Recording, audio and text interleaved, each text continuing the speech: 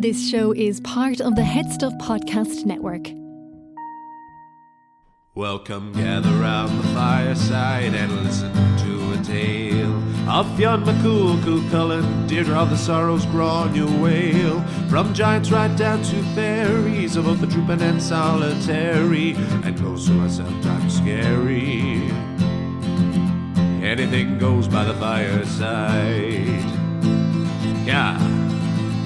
Fireside, the Puka Fireside, the Marrow Fireside. Kings and queens fighting heroes, don't you run from the fun, there's no need to hide. Sit by the fireside.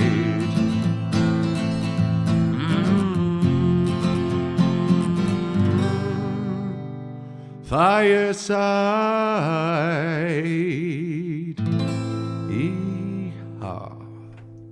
Hello and welcome to Fireside, the Irish storytelling podcast. Each episode of Fireside, we take a story from folklore and mythology, we retell it, have a chat about the tale itself and about the craft, the culture and the history of storytelling. My name is Kevin C. Olahan, I am your host and your Fireside Bard. Welcome to episode 168 of Fireside. Today on the Irish Storytelling Podcast, we conclude another saga. We have the final part of our look at Granuaille, Ireland's pirate queen. This is Granuaille, Death of a Pirate Queen. But before we get down to that, a very big welcome to any new and indeed any returning listeners. If this is your first episode, I would recommend listening to the first episode on Granuaille, just under about 10 episodes ago, and see what we've been building up to in the last couple of weeks and months as we've been looking at Granuaille and the folk tales around her. And if you enjoy that, head right back to the very beginning, of course, to see what we've been building up to over the last 3.5 years now of the journey of this podcast. And as always, if you're a returning listener, thank you so much for your continued support. Ways you can support this podcast: you can follow me, if you have not done so already, on Instagram at Fireside Bard. That's the best place to contact me if you want to message me, anything to do with business or personal or just to say hi, anything like that. That's the place to get me. If you're not on social media, you can get me at thefiresidebard@gmail.com for the same reasons, even if you just want to raise the hand and say hello. Other ways, you can buy my poetry book if you are so inclined and interested. Garden Sea, available from the Head Stuff website in paperback form or in Kindle version on Amazon. That is there as well. Thank you so much to those who continue to buy that every week. That means more to me than you'll probably ever know, and I hope you enjoy reading it. Final way is, of course, to support the podcast directly by joining Headstuff Plus at headstuffpodcast.com, where for as little as €5 a month, although you can pay more if you want, you can join and gain access to bonus material, not just for Fireside, but for all of the podcasts on the Headstuff Podcast Network, and more there are of them each and every month. And other than that, if you enjoy it, just tell a friend and keep the fire spreading. Thank you so much. There, we have those out of the way again. But thank you so much. And the story for this week, I'm recording live from Brisbane. I'm still in Brisbane. I'm in a different place in Brisbane. I'm in a Quest apartment underneath Story Bridge, appropriately enough, in Brisbane. It's our last night here. We had a show. I'm still on tour with the World of Musicals around Australia and New Zealand. We had a show in Toowoomba tonight, just under 2 hours outside of Brisbane. We drove back after the show. That was our last seven in a row, 2-show day as well. We're having a great time. An incredible show. Beautiful theatre, the Empire Theatre in Toowoomba. That is the town Geoffrey Rush is from. There used to be, when I was here in 2017, there was a big painting of Geoffrey Rush in the foyer that was not there when we came in today. And I asked them where it was, and they said that it had been removed after refurbishments. So I was very disappointed to not see Geoffrey Rush's portrait again. But incredible theatre, incredible sound, beautiful audience, especially for a Sunday night, which is revealing when I'm recording this. I'm recording this late at night. We have driven back. So what time is it now? It is 20 to 12 here in Brisbane. And I'm knocking out a couple of podcasts, because especially when we're on the road this much, as I've said before, the time to record is few and far between, so I take any little moment of seclusion that I can have to give you your weekly dose of storytelling. But as I'm sure you can tell, I am probably sounding quite tired or deliriously tired. But that, I'm sure, will make for a good episode now. We'll have a bit of crack with it, because this is a big episode. This is the end of our look at Granuaille, which has been one of the most rewarding things that I've had a look at on this podcast. It had been always, since I wrote the theme song, Granuaille was the last, for a long time, was the last person mentioned in the Fireside theme that we had not looked at. Mostly, as I've said many times, it's because she's a real person. She's a historical figure. This is a storytelling podcast. This is folklore and mythology. We don't really deal as much with real people. That's why it was very tenuous when I was looking at Brian Boru and the likes. But Granuaille is a special case because folklore is what has kept her legend alive, because there was numerous attempts, not even to write her out of history, but it seems like it was a conscious effort to write her out of history, but just a lot of cases of her not being reported on at all. And storytelling and folklore was what kept the legend alive, so that later generations could then do a bit of deeper digging into English state papers to find any recordings and things written down about Ireland's pirate queen. And that is where we were able to form some sense of history to marry with this incredible legend of folklore that has become Grace O'Malley. And it's been so great looking in a proper depth about her, because I thought that I knew there was this incredible biography by Anne Chambers that I'd read and knew I wanted to do a couple of episodes on, but like, could it have just been the story about Queen Elizabeth that we did 2 weeks ago? But I wanted to do a bit more than that. I'm delighted we have got the 5 or 6 episodes, I think it has been, on Granuaille, and this is where it all ends. It's no more finite and no more final than the death of this pirate queen. So we'll chat more about it, of course, afterwards. But here we are, the final part: Granuaille, death of a pirate queen, on Fireside.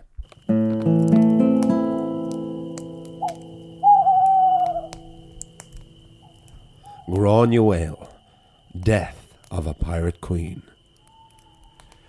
Grace O'Malley had risked everything the summer she sailed for London for an audience with the Queen of England, Elizabeth I.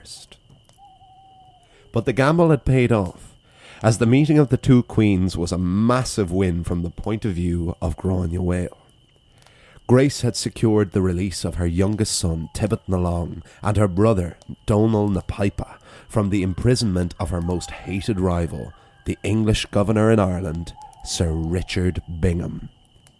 Bingham had, without mercy and with great specific prejudice, persecuted the family of Ireland's pirate queen. Approaching her mid-60s and the same age as Queen Elizabeth, Granuaille had been granted the release of impounded ships and properties and had been given unprecedented freedom to once again maintain the land and sea of County Mayo for the remainder of her life. And her life was not nearly over yet. Sir Richard Bingham was in a serious quandary.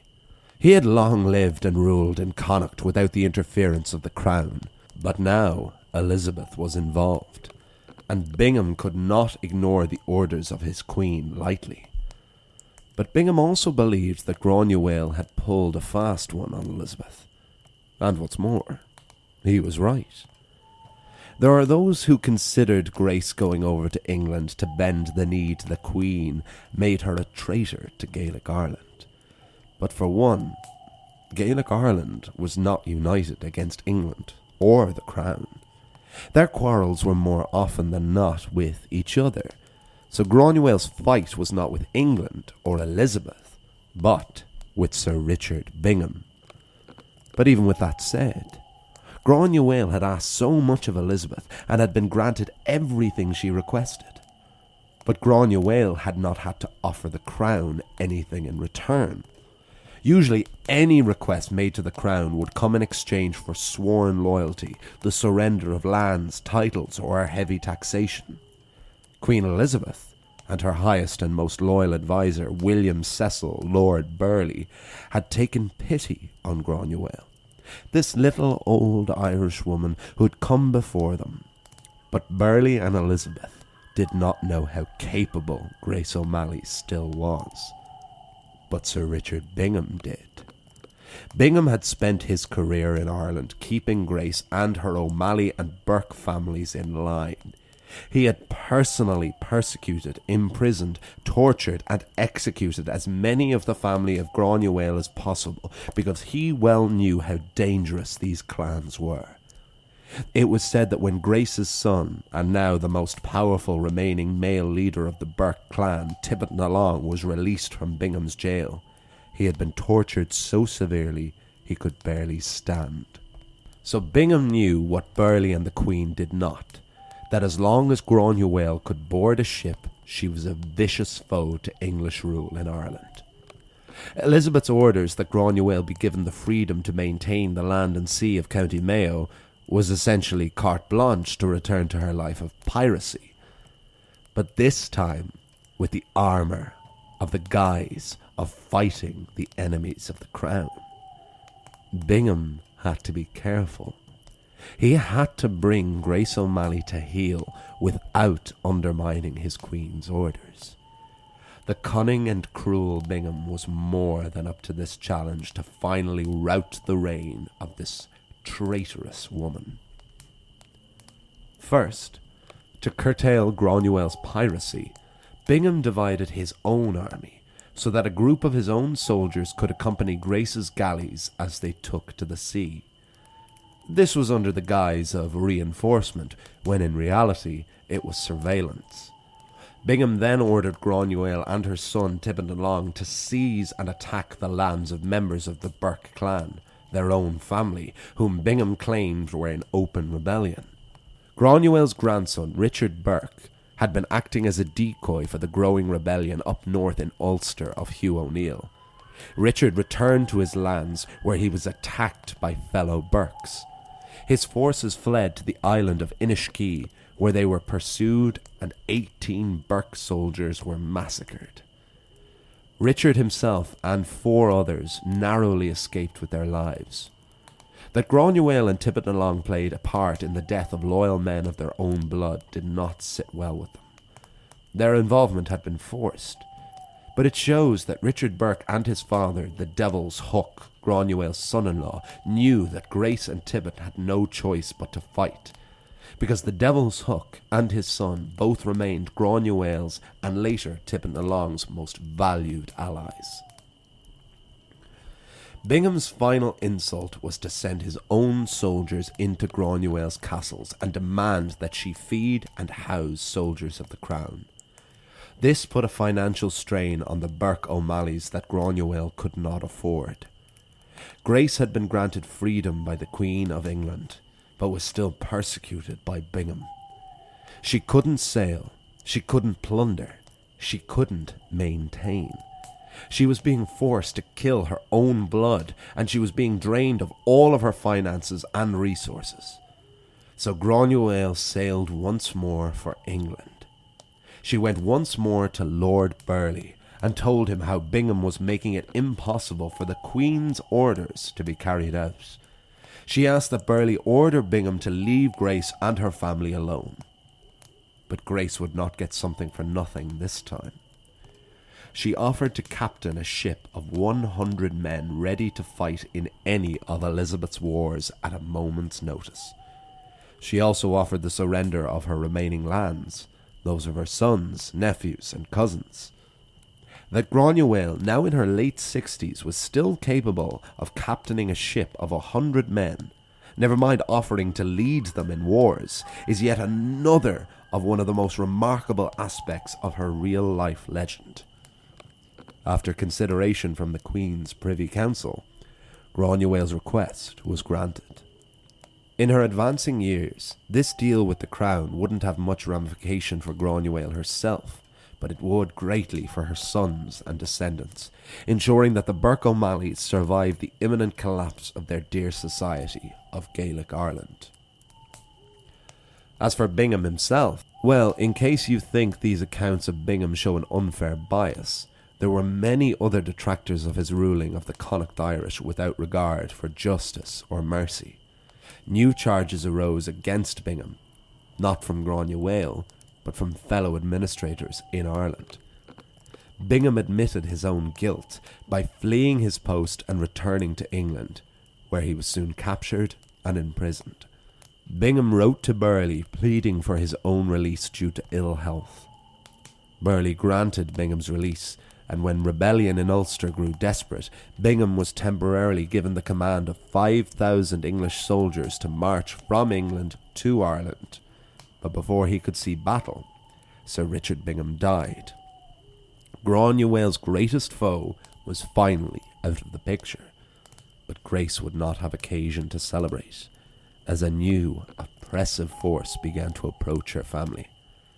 And this one didn't come from England, but from fellow Irish hands. Red hands, for that matter. The 9 Years' War, which was the greatest threat to Tudor rule in Ireland, led by the O'Neill Mór, Hugh O'Neill, and Red Hugh O'Donnell, had officially kicked off in the northern province of Ulster. O'Neill and O'Donnell had officially been declared in open rebellion with the English crown following their seizure of the English garrisoned fort of Blackwater, which Tyrone had previously helped the English to establish. A strong confederacy was formed, which wrote dispatches to the defeated and regrouping Catholic King of Spain, Philip II. O'Neill wrote to Philip saying that their cause was an all-Irish one. An easy concept to grasp in the wake of subsequent republicanism on the island, but an alien notion to the disparate and individual clans of Gaelic Ireland. The Confederacy offered the Crown of Ireland to Philip, if he would deliver Ireland from their English oppressors. The race was now on to unite as many Irish tribes and clans under one banner. But the Confederacy's forceful recruitment tactics would cut off one of their most valued allies in County Mayo.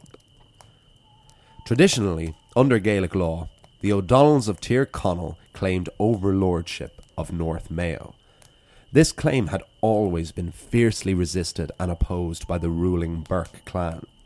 But now, with the new cause of the Ulster Confederacy, O'Donnell sought to reinstate this claim. He did this by seizing Sligo Castle from the ruling lord O'Connor Sligo, a brother-in-law of Tibbet na Long, thus giving O'Donnell access into Connacht. He sought to further secure this power by forcing tributes from the Burke and other Mayo clans. The final insult came when O'Donnell sought to reinstate the title of the MacWilliam, the most coveted and highest position of power in Mayo, which had been declared illegal by English law. The Burkes, as the most powerful Mayo family, met with O'Donnell after he summoned them to the traditional MacWilliam inauguration site, Russakira. Ignoring the most suitable Burke candidate, O'Donnell gave the MacWilliamship to a puppet leader who held a useful garrison to the Ulster Confederacy and who would obey O'Donnell's every command. This election caused outrage and uproar among the Burkes, who stormed away from the meeting, thus finally alienating completely the Burkes from the Ulster Confederacy. Granuaille and her family were between a rock and a hard place. They were caught between the oppression of Bingham and now the oppression of O'Donnell.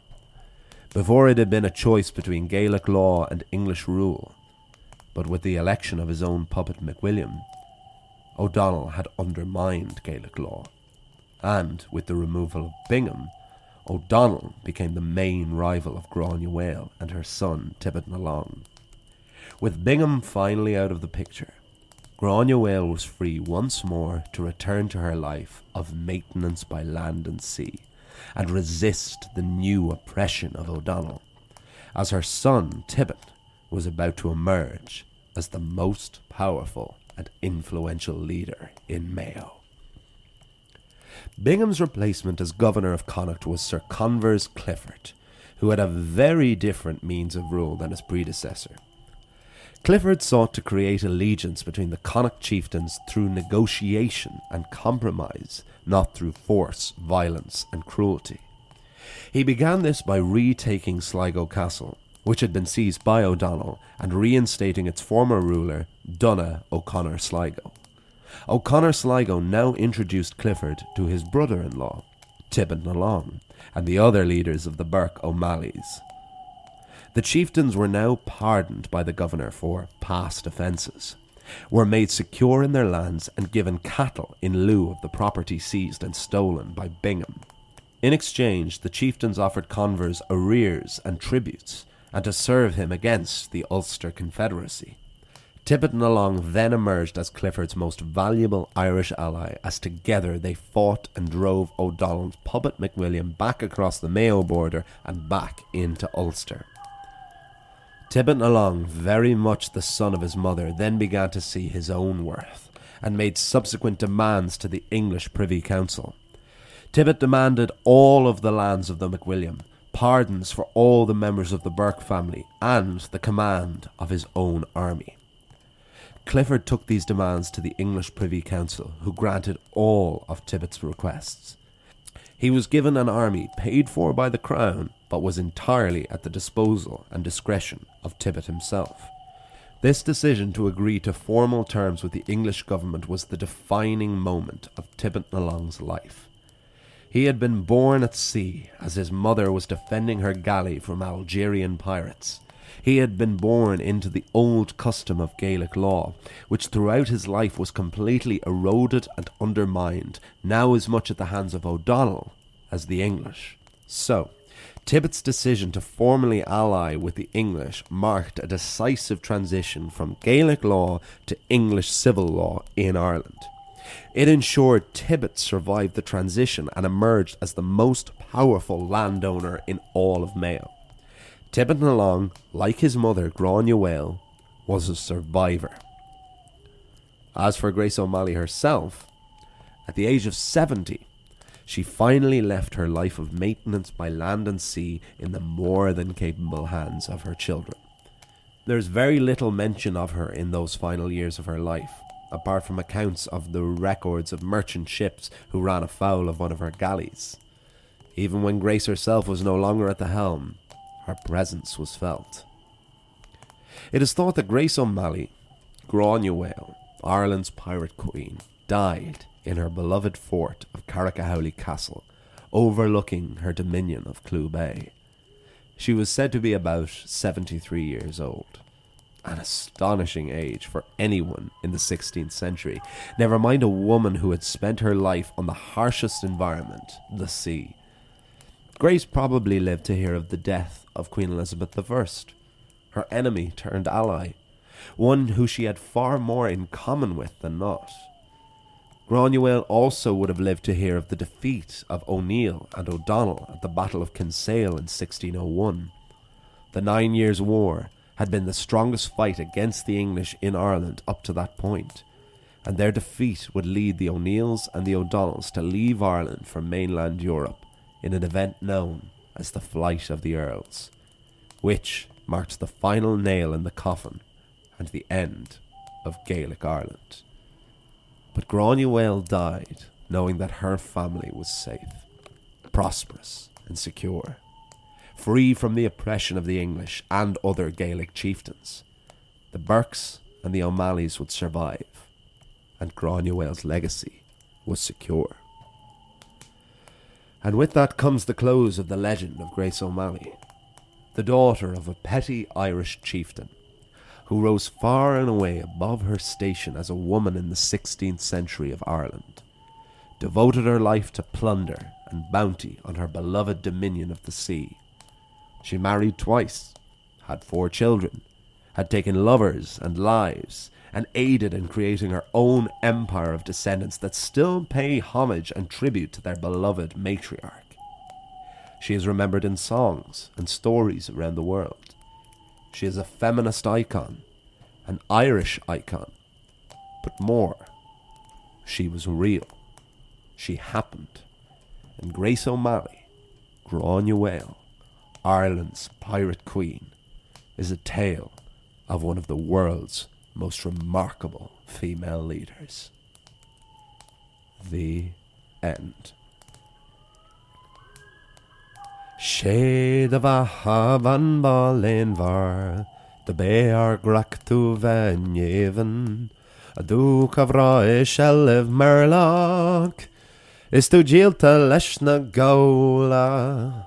Oro shidavaho walya, oro shidavaho walya, oro shidavaho walya, anishir hyokthon torig. A bhuiile riile bhart go fecem, buna mé bio in a dhéomhach seachtain, Granuaille agus míle gasceach. Is fógart ban góla, óró siad a bhathóhailne, óró siad a bhathóhailne, óró siad a bhathóhailne. An is sér heachtan tórig, tá Granuaille ag teachtar sáile, ó ag le garmtá mé mar garda géalaid féin, is ní Frank ná Spánig, is curried siad ruag góla. Óró siad a bhathóhailne, óró siad a bhathóhailne, óró siad a bhathóhailne. An is sér heachtan tórig, óró siad a bhathóhailne, óró siad a bhathóhailne, óró siad a bhathóhailne. An is sér heachtan tórig.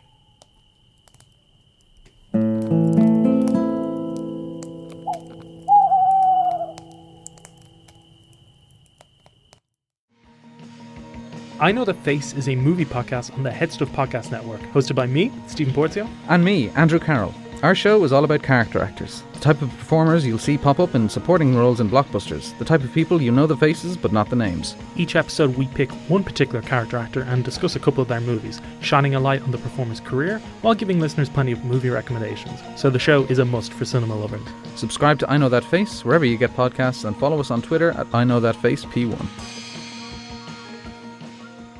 And there we have the final part of the saga of Granuaille, the death of a pirate queen on Fireside, and I hope you enjoyed it. Oh my god. Oh, I don't know about you, but I am exhausted. There's a lot there.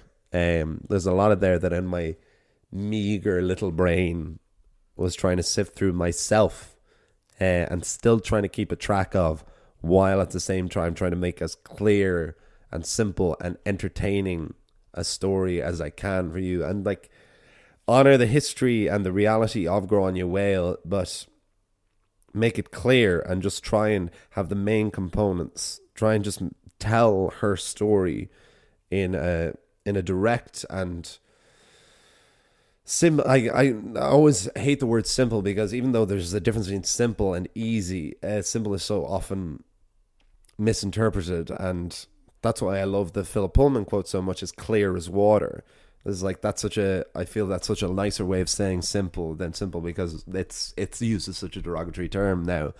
But it's like my attempt for the purposes of this podcast, as someone trying to tell stories of folklore and mythology and tell stories of my own culture and my own nation, to deal with an incredibly important historical figure whose legend has been kept alive through folklore, to try and tell that story while also telling some version of the history. A very, very bare bones, of course, there's so much more to this, but trying to get that across, and also trying to tell as much of it as possible, because it's so interesting.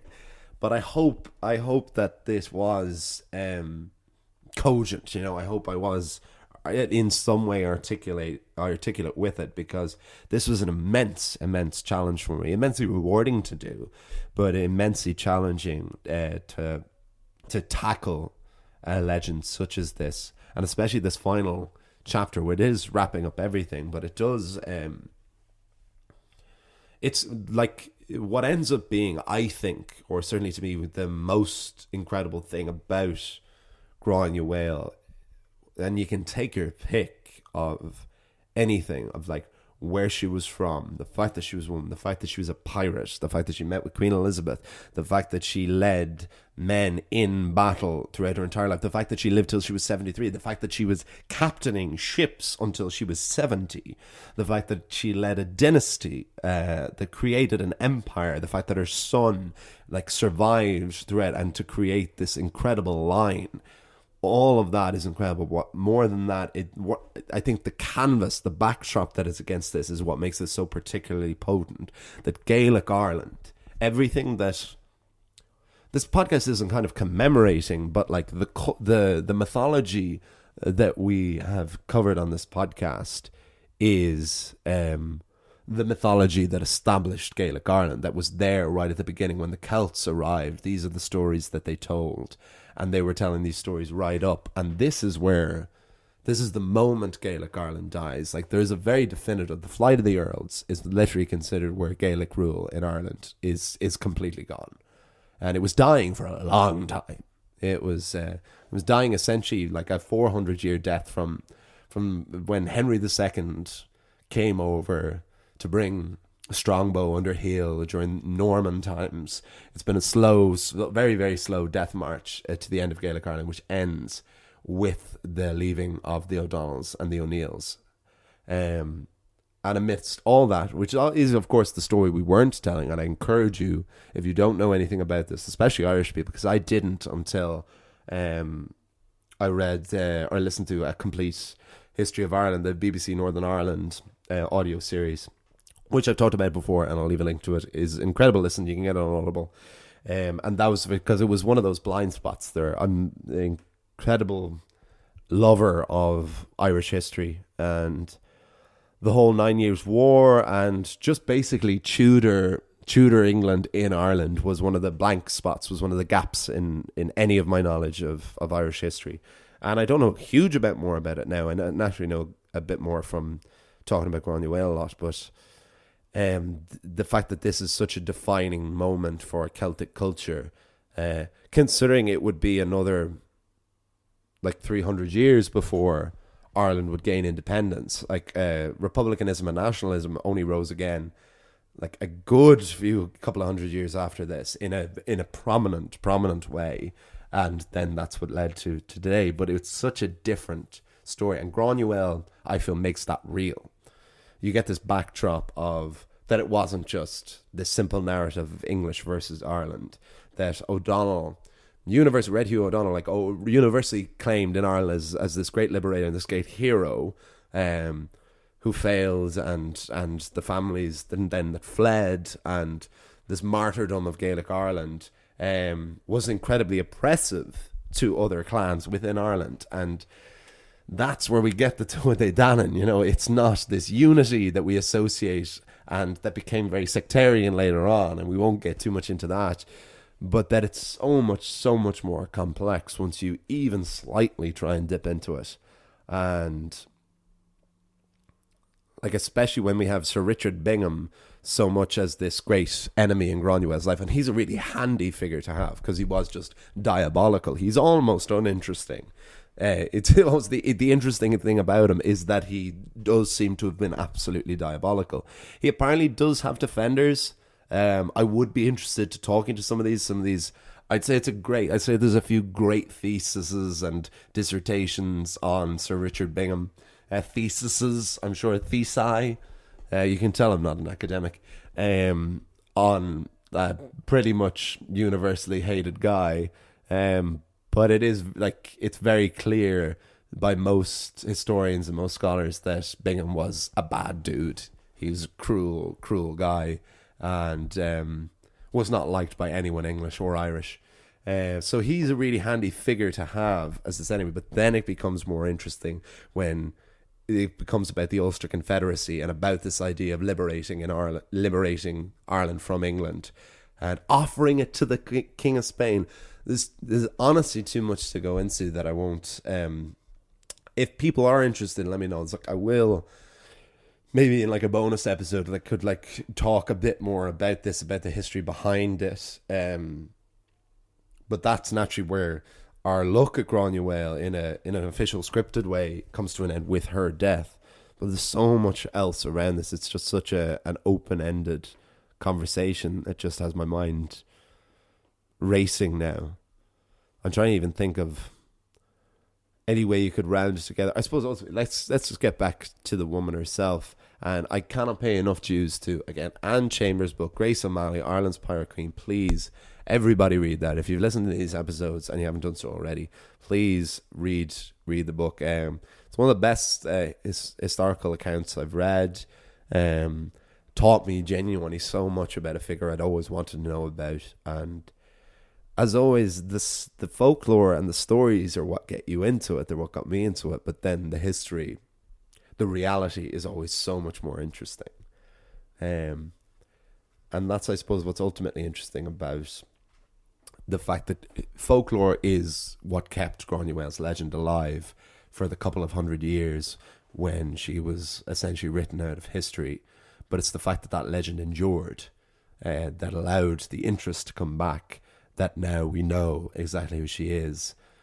But it's folklore serving a purpose, and then ultimately yielding to history. So it's a humbling thing for this kind of podcast. I'm going to start talking. I'm talking absolute shite here, but it's great. It's really great stuff, and I've loved doing it. And the final thing I'll say is I'll talk about the song. For anyone who doesn't know, that was O Roche de Vahawalia, which is one of the oldest and most potent and most important Irish folk songs, and later rebel songs.